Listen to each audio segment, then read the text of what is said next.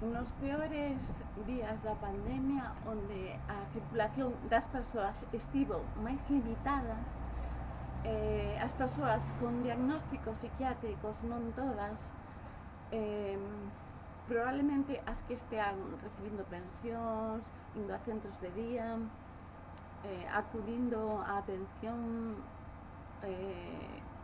nos ambulatorios psiquiátrica, recibiron un papel, un documento que lles permitía, pois se a policía os paraba, camiñar, airearse. Non deixa de ser irónico, incoherente, cando este feito, cando os encerros forzosos son tan habituais e considerados terapéuticos ou necesarios. De repente, as persoas que poden ser encerradas forzosamente pola decisión de alguén que arbitraria, sen mediar ningún tipo de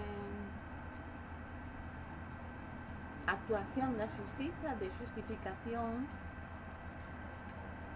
de repente fosen máis libres que os demais. Moitas persoas diagnosticadas temen acudir a urxencias, moitas ou todas, pois son maltratadas en triaxe, secretamente.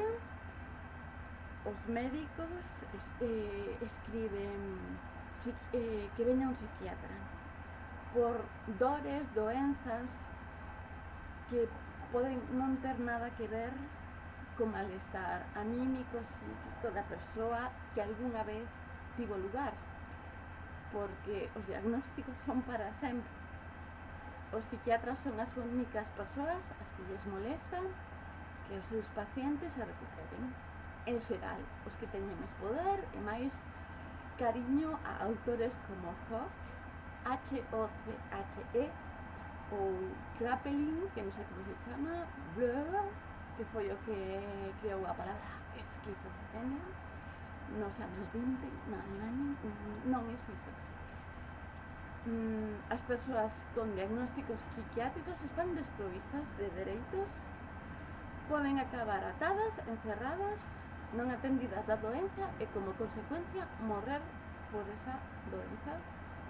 E xa coñecemos casos, actuación de forzas da orde que non teñen ningún tipo de formación, poder redundar, e tampouco o persoal sanitario que acude poder redundar na morte.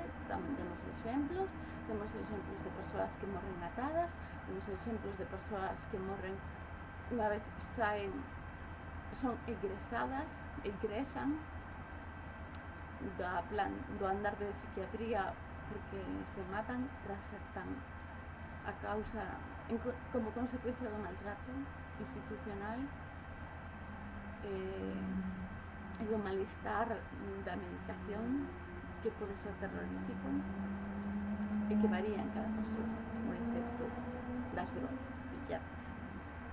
Unha persoa sedada fortemente non está mellor, simplemente os psicofármacos incapacítana para expresalo seu malestar, pero segue onde estaba esa dor e volverá